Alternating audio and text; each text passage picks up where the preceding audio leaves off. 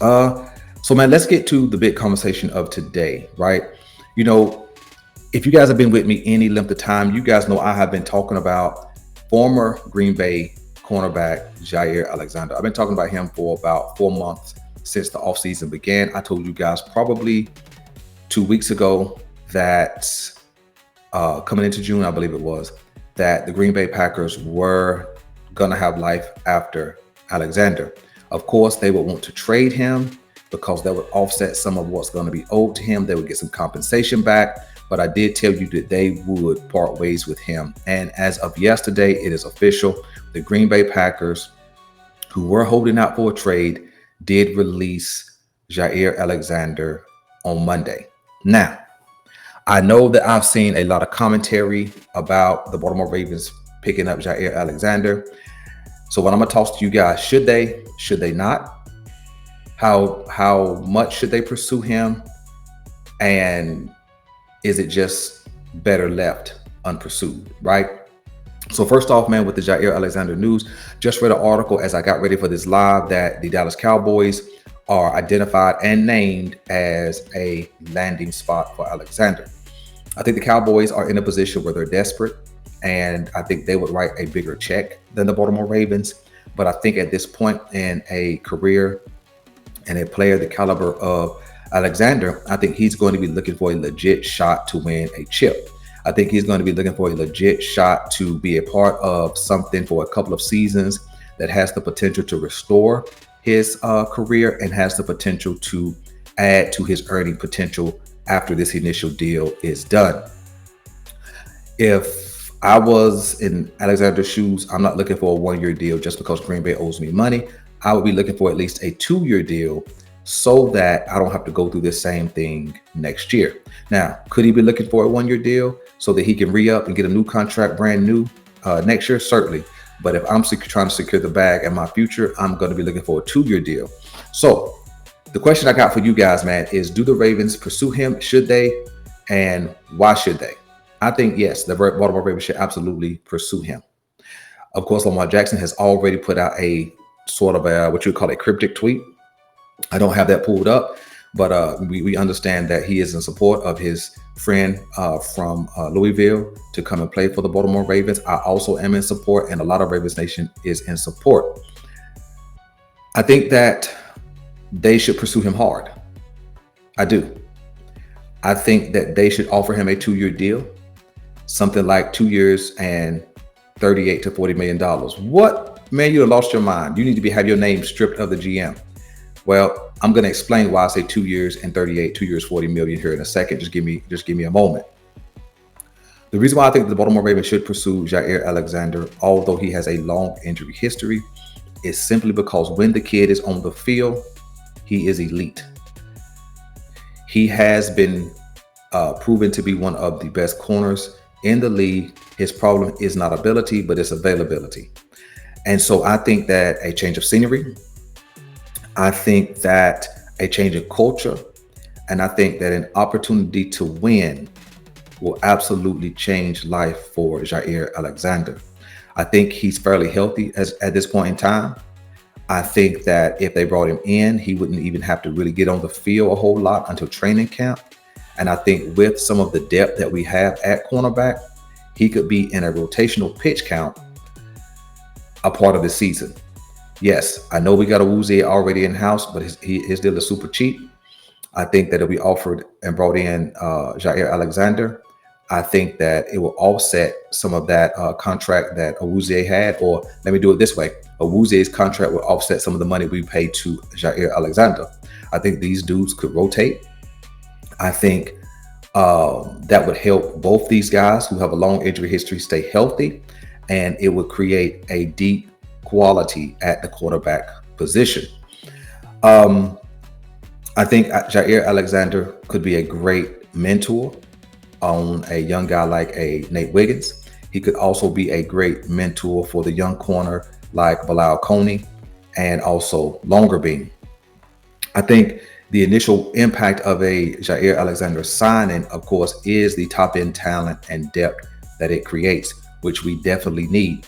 That also allows Jalen Armour Davis' flexibility to flex over to the safety position, it makes it even more palatable for the Baltimore Ravens, seeing that we would add another top end piece. Um, I think that in the AFC North, where we have a whole lot of top end talent at the wide receiver position, out in Pittsburgh, there's DK Metcalf. Over in Cleveland, you got Jerry Jeudy. And then Deontay Johnson, although he is a little sketch, he's still a quality receiver when he's right. And then, of course, you have those monsters over there in Cincinnati, both T. Higgins and Jamar Chase. So the more elite, incredible talent that we can have at the cornerback position, the better off the Baltimore Ravens will be. Now, Belanger, why would you give him 2 years and 38 million, 2 years, 40 million, somewhere in that range? Well, 7.5 million of that is incentive laden, right? There would be incentives on games played. There would be incentives on interceptions. There would be incentives on Pro Bowl and also All Pro. I think an incentive laden deal is kind of where Jair Alexander is at this point. Again, not because he's a bad corner, just because of his availability. And so a $7.5 million incentive laden deal kind of really makes it 2 years, $32.5 million. That's really what it makes, unless he hits those incentives. And if he hits those incentives, All Pro, Pro Bowl, interceptions, and things of that nature, that means he's having a good season, and that means he was worth the original 2 and 38 or 2 and 40 million. Now, I know that's a lot of money, but you don't want to offer a deal that devalues him, right? Think about it. He's a top end talent. You offer a disrespectful deal, then he shuts that door and moves on. In truth, the Baltimore Ravens have pursued Darius Slay a couple of different times with a very similar type contract. And so now you have an opportunity to get a guy. It does not cost you any draft capital, and it puts you amongst the elite with cornerback depth, right? And also, let's just be honest. Let's really look at the guys in the top 5 or 6 spots on our depth chart or on our roster, and then we'll include Jair Alexander in the conversation as well. At the top, you got Marlon Humphrey, slot corner. Can he play outside? Yes, but he's absolutely better at this point at slot. Nate Wiggins, first-round draft pick from last year, showed very, very well and got better as the year went on. One starting corner. And you have to suspect that Awuzie is the other starting corner after the departure of Brandon Stevens. Those are your top 3. And then now you get into depth, which seems to kind of have a decline. You got TJ Tampa, we don't know anything about. Although he had a good day yesterday in practice, I forgot about him. So you got TJ Tampa, you got Jalen Armour Davis, and you have Bilal Coney, and you got Longerbeam, right? So you got 7 guys on the roster who are competing for those 6 or 7 spots. Jair Alexander would make 8. But that would automatically allow Armour Davis to move over to safety without any concern of depth being lost at the cornerback position. Let's go one step deeper. What's going on, sir? Hope you're doing well. Alu, hope you're doing well today. And let's go deeper in this cornerback conversation. Now look at the names that I named at the top. Marlon Humphrey, Nate Wiggins, Awuzie. Those are your starting 3 as of right now. Only one of them is going to guaranteed to be here next year. Think about that. Humphrey, Awuzie, and Nate Wiggins. Only one is under contract for next year. After EDC and Marlon Humphrey, we work the deal. He's basically a free agent next year. Awuzie is on a 1-year deal. So of your top 3, only Wiggins is going to remain at this point in time. Okay, jump to your depth pieces. Jalen Armour Davis, even if he moves to safety, this is his last year on a deal.